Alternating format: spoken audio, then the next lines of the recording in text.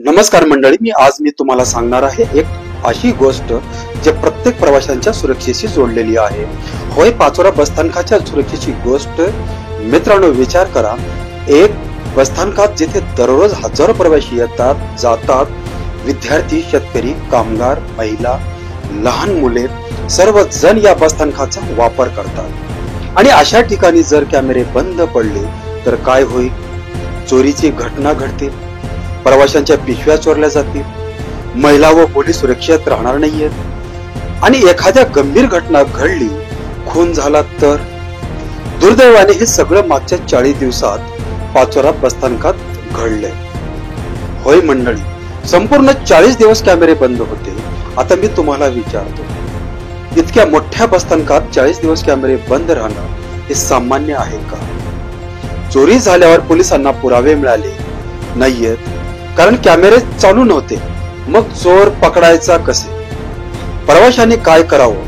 रोज भीतीने प्रवास करावा का?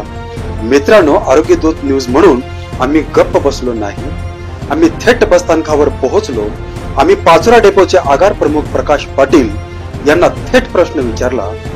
साहेब, 40 दिवस कॅमेरे बंद आहेत, या काळात चोरी झाली, खून झाला, याची जबाबदारी कोण घेणार?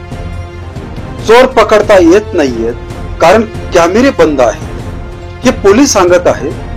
मग प्रवाशांची सुरक्षितेचं कोण?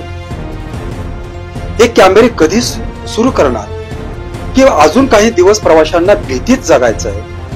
त्यावेळी अनेक प्रवासी आमच्या कॅमेऱ्यासमोर आले. त्यांनीही सांगितलं, आम्ही भीतीत प्रवास करतो.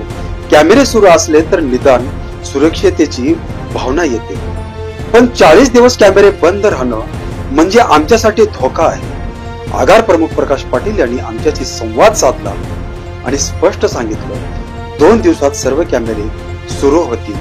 आणि मंडळी, आज अभिमानाने सांगतो, आरोग्य दूत न्यूजच्या हस्तक्षेपामुळे आणि प्रश्न विचारल्यामुळे फक्त 2 दिवसात सर्व कॅमेरे पुन्हा सुरू झाले. आता पोलिसांना गुन्हेगार पकडणं सोपं होईल. प्रवास निडरपणे प्रवास करू शकतील. चोरट्यावर आणि गुन्हेगारावर आळा बसेल.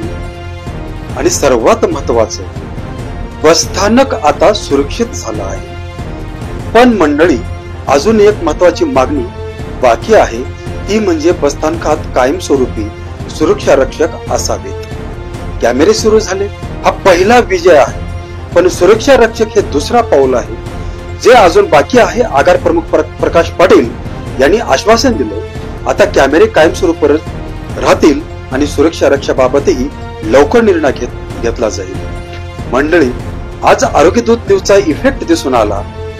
पत्रकारितेचं सामर्थ्य काय असतं, प्रश्न विचारण्याचं महत्व काय असतं आणि जनतेच्या आवाजाला प्रतिसाद मिळाला तर बदल कसा होतो, हे पाचोरा बसस्थानकाच्या कॅमेऱ्यामधून स्पष्ट झालं.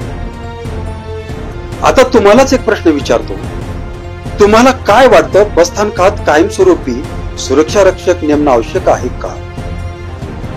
प्रवाशांच्या सुरक्षेबाबत अजून कोणते बदल करायला हवेत का?